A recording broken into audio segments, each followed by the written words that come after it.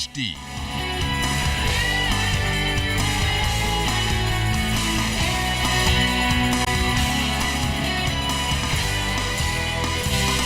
ZNS Network presents The Bahamas Tonight. This portion of the news brought to you by BTC Every Day.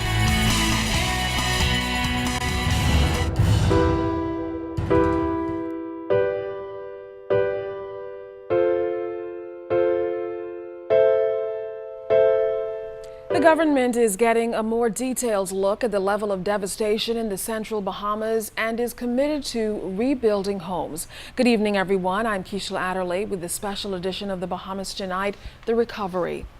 Well, it was evident as the nation's leader and members of the cabinet toured the islands of Rumkey and San Salvador that the greatest need in the restoration effort will be the repair of homes and the construction of new homes. This powerful storm destroyed residents' homes either through flooding or wind damage. But as Mr. Christie and his top team got a chance to see firsthand the damage, they are already formalizing a plan for assistance. Clint Watson has more.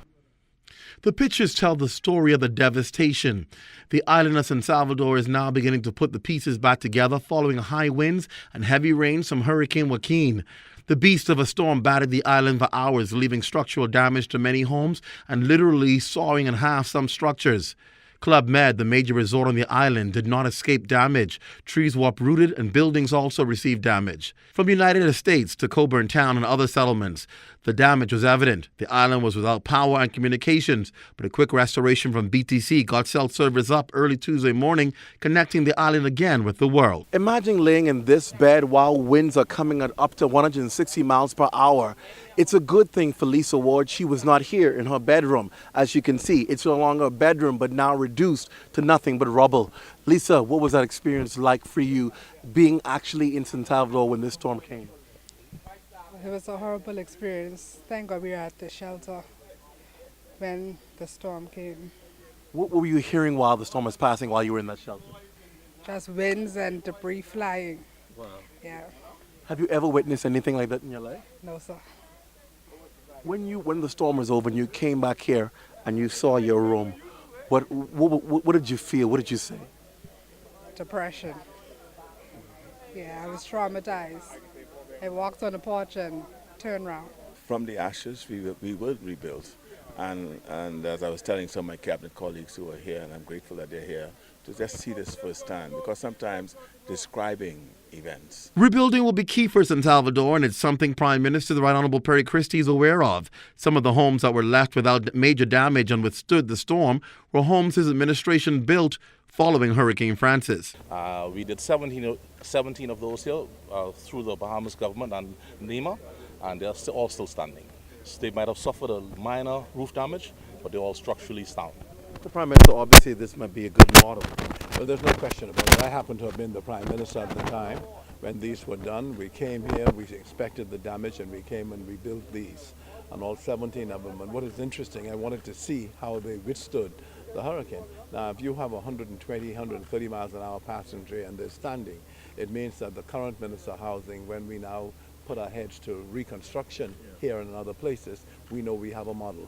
We know a model and it's been tested. In San Salvador, we have halted the construction on the 10 or 15 homes that we're currently building. Those contractors will be deployed as a part of the restoration process to ensure that we are able to begin to bring immediate relief to the people of San Salvador. Over in Rumkey, the damage is great, but the spirit of the people is greater. We have a lot to give God thanks. He is bigger than anything. So all we got to do, trust him. Jehoshaphat win the battle with just praising God. Worship him and give him thanks. This is no playing time.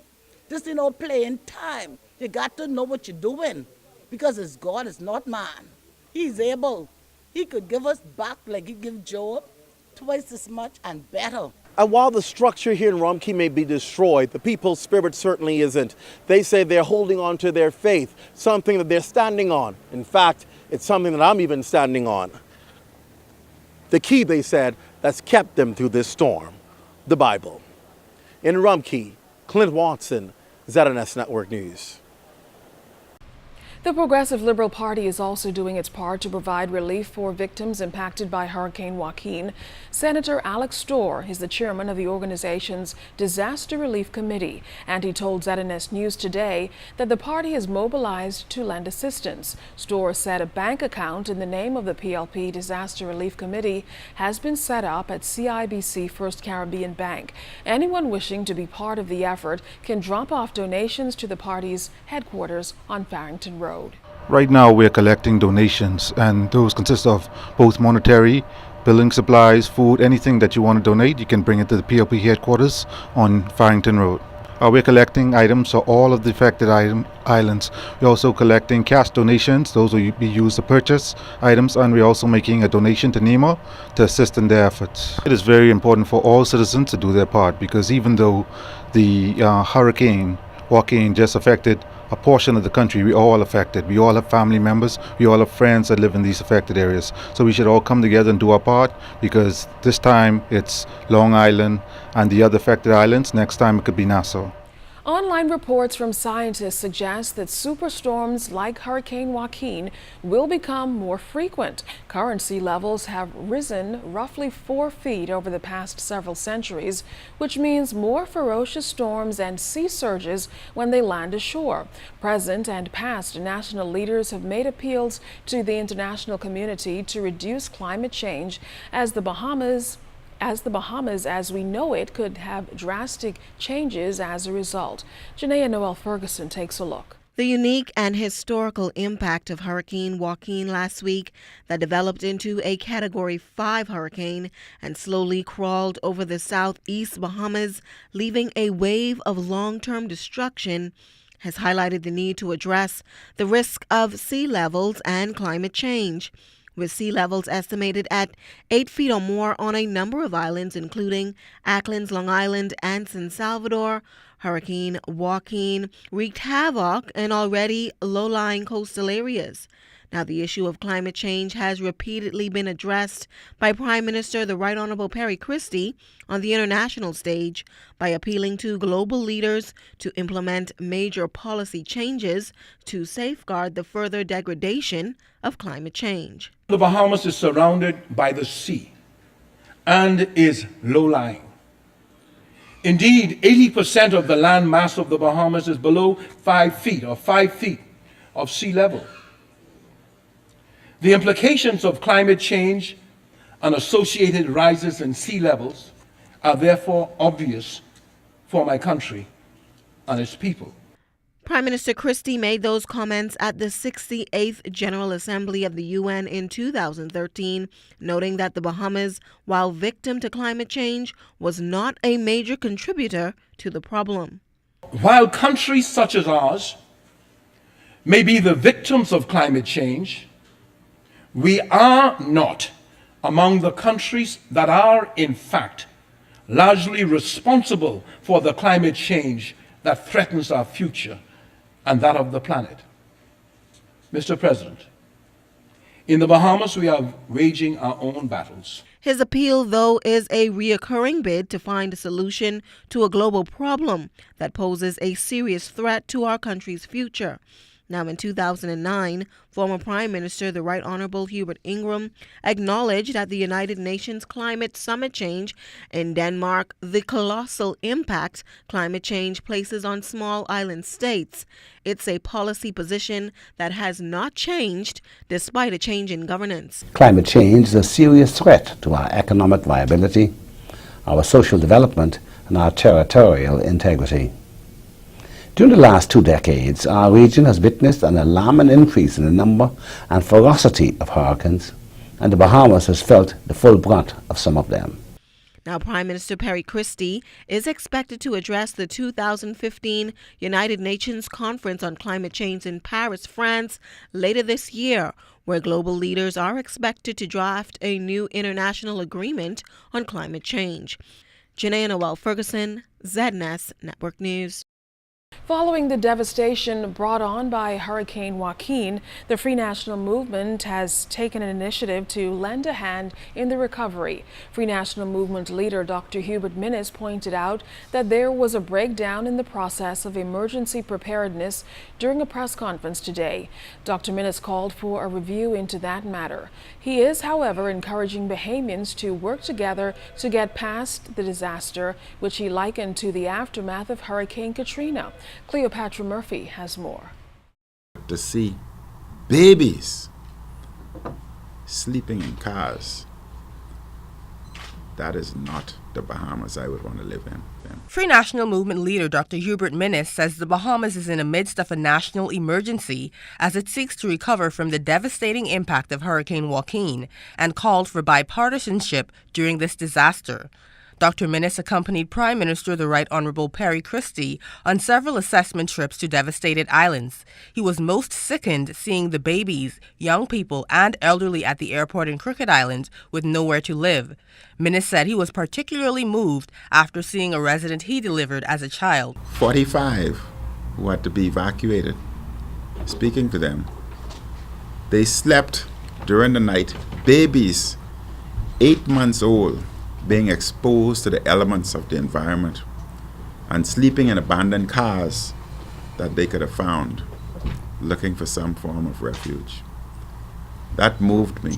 While Long Island has been forefront in people's minds, Minnis says Crooked Islands, Acklands, San Salvador, Rum Cay, and Exuma have also been hard hit. He says what has become clear is it will require long-term commitments to rebuild those communities, and his party is doing its part to bring relief.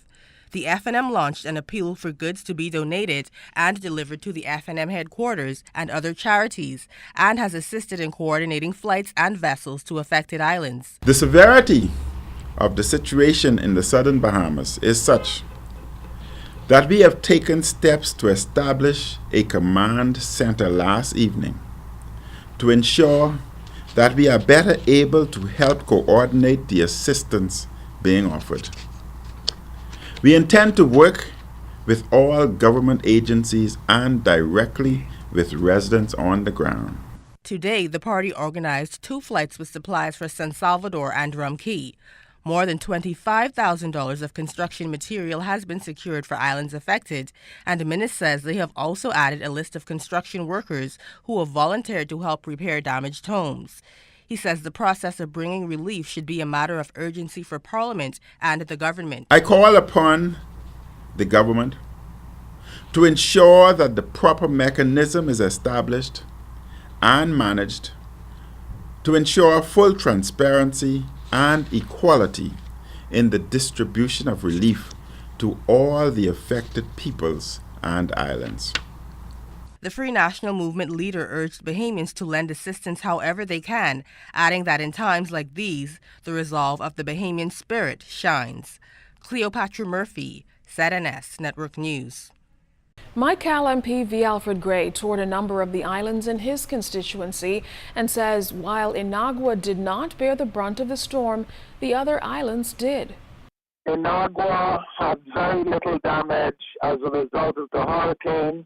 The electricity is on, minimal damages to property, a few shingles here and there, no flooding. So Inagua is just about back to normal, except for the dock. There was some minimal damage to the dock, and I suspect that the government will be assessing that with the engineers to make that okay in the shortest possible time. We then visited Maguana. We stayed at the airport about 45 minutes, having flown over the settlement to alert people that we were coming because there's no communication.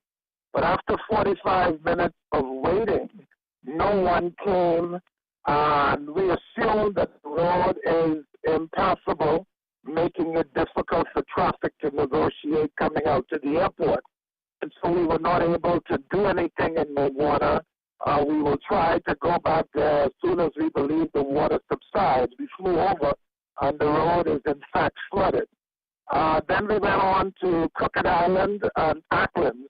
In Acklands, we visited Lovely Bay.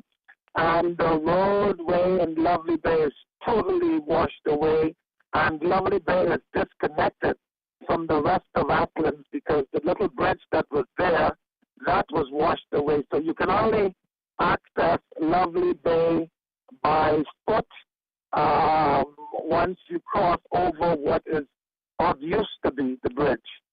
There's no vehicular traffic can go there. And so getting things into Lovely Bay will have to be done physically by hand or by boat or otherwise. But generally speaking, devastation is everywhere. Now, Minister Gray says he's worried about the well-being of all on the islands impacted. He noted that medical teams have been dispatched, but that they face problems getting to certain areas. We have taken in the team of doctors and nurses, social service workers, defense force officers with medication that are usually required in these kinds of circumstances. And so there is no shortage of medicine on the island. The problem is getting to the settlements which are affected because of the waterlogged roads. I believe over the next day or two, the roads will become more passable, and then we can go in and do whatever is required. But right now, we are using boats and in some cases helicopters to get to those places that have been disconnected from mainland and are impassable by road. Well, we have advised people not to drink the water from the ground at the moment, and that's why the government has sent in truckloads of water to every island of which I have been speaking that were in need of water. And so they have water, they have drinking water, they have enough water for their personal hygiene, and I'm hoping that they will not use water from the wells or any places like that, because I'm sure contamination is in the water because of the level of the water from rain and the surge from the sea. And so it's not advisable for them to use that kind of water in any way until they get the clear signal from water and sewage that they are able to do so.